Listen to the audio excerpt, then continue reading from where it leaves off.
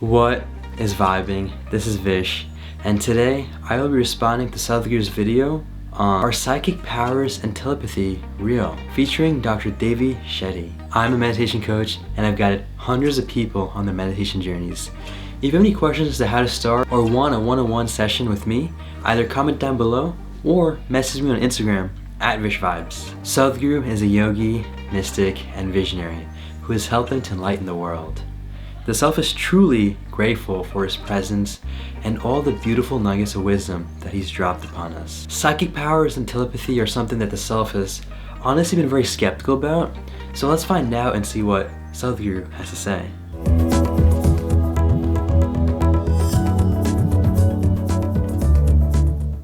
Sadhguru, many years ago, when my son was a little kid, he gave me a book written by Swami Vivekananda. He was describing how ancient gurus could communicate with each other thousands of miles away just by thought. It's like a modern internet, how one computer can communicate with another computer in US or Europe, anywhere. Do you believe that human mind can be trained to influence another human mind or people's mind who are far away just by tuning our mind to the right frequency? Can it be trained? Can we learn that art? That is a very interesting question, because the self has heard by Vivekananda that he was a guru who was able to read books just by touching the book and without looking at any of the pages. Now, how true that is, the self doesn't know. But let's see what Sadhguru has to say about this. You're trying to beat the cell phone companies.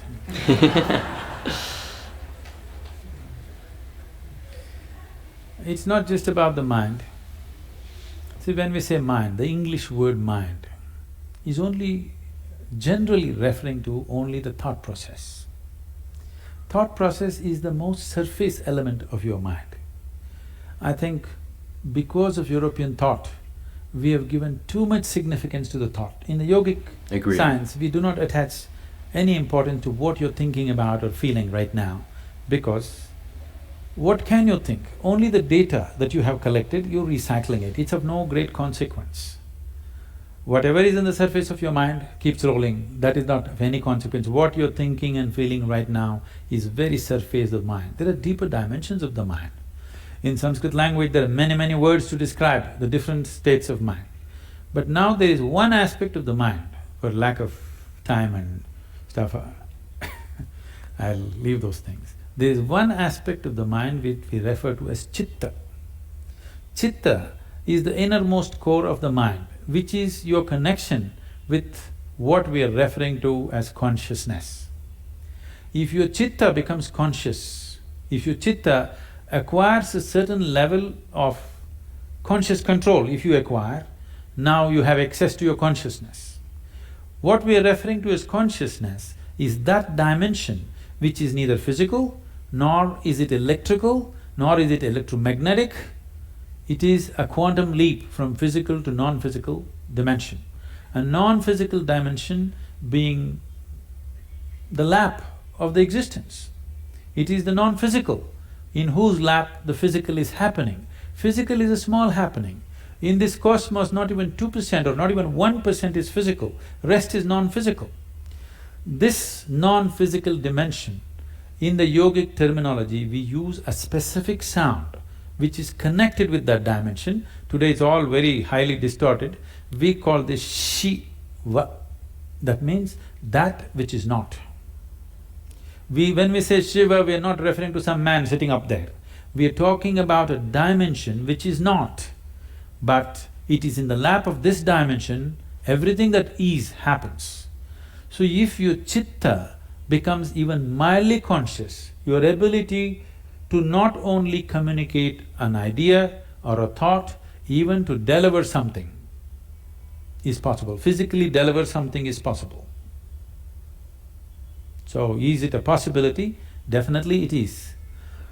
Right now, can we teach it to all these people? In theory, yes. but are they willing to work towards it? That's a question mark.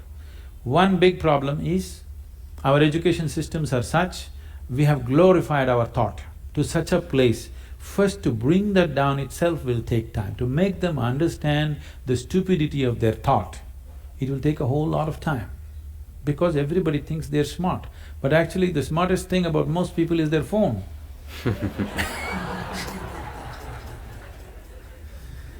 Because your thought process is just an outcome of the limited data that you have gathered. It doesn't matter if I have read the libraries of the world, still it is too limited compared to what it is, what the creation is. With all the scientific development, we still do not know how a leaf really works. We do not know how a single atom in its entirety we do not know with all the scientific exploration. So that should be humbling enough for everybody to know that we know how to use things, but we do not know what it is. It will take lifetime of attention to even grasp the fundamentals of what it is. So if people are willing to first of all understand, like the whims of their heart you just dismissed as dumb, okay? If they also understand the so-called smartness of their thought process and emotion is quite dumb, now it becomes easy. It becomes easy to train people that communication it's not like, now I want to generate this thought and give it to you, not like that. Things will happen to you before you think. What is best for you will simply happen to you even before you articulate in your mind. You don't have to ever think what you want to become, how you want to be. Life will just arrange itself. An intelligence beyond what you can contain in this bone box starts working for you, and it'll work. You've heard of Ramanujam and others, just opened a window with their Devi, and he becomes that kind of a mathematician, which is, even today after 1 century, they're still trying to figure out what he said. And the mathematical calculations that he gave is the backbone for describing the black holes in the universe. When he was there was no word called black hole, nobody knew there is such a thing. When we say black hole, what we are talking about is the curve of time and gravity, which is something modern science is battling with. He made mathematical background for that. As the curve increases, what is in existence, physical existence, becomes non-existence. So this is what it is when we say yoga. You reduce the curve in such a way that what is largely physical becomes non-physical. Once it's non-physical, time and space is not an issue. Once time and space is not an issue, communication is simply there. Wow, that was a beautiful video and a very interesting one, to say the least. There were a lot of different things that were talked about which, to be honest, kind of went across the self's head. It was very fascinating to see how Sadhguru was able to connect some modern science and even physics to the concept of yoga and spirituality and what he calls the yogic sciences. Now, a lot of the things he was saying, the self doesn't know if we could fully trust and just blindly believe in. As Sadhguru always says, it's important to always just say, I don't know.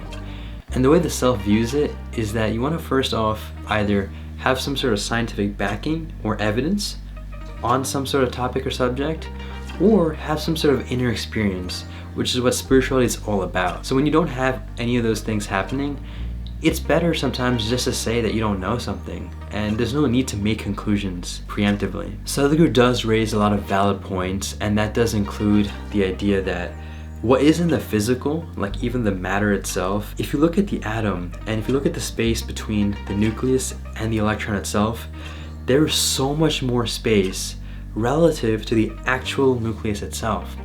And even within the nucleus itself, that is also broken down into even smaller particles. And so if you look at the grand scheme of things in this universe, the space that exists is greater than the actual things and physical matter. And so there is a lot of scientific talk about dark matter. Maybe there is a connection between black matter and the spiritual stuff, whether it's consciousness, all these other states of the mind that he refers to. The self doesn't know, but it is a possibility. The self also very much values the way he says that in the yogic terminology and sciences, they don't value thought and emotion that much.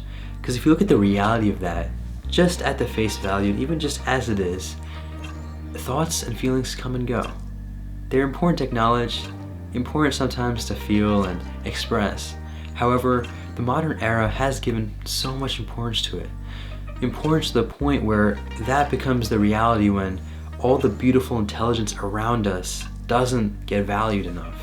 Just look at the nature, look at the sun, look at all these things happening around us in a very almost perfect way.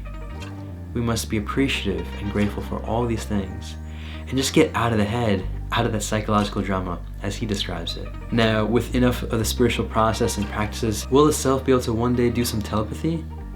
We shall find out. Thank you so much for taking the time to watch this response to Sadhguru's video on Are the Psychic Powers and Telepathy Real? Take this joyfully, stay conscious, and make it a great day.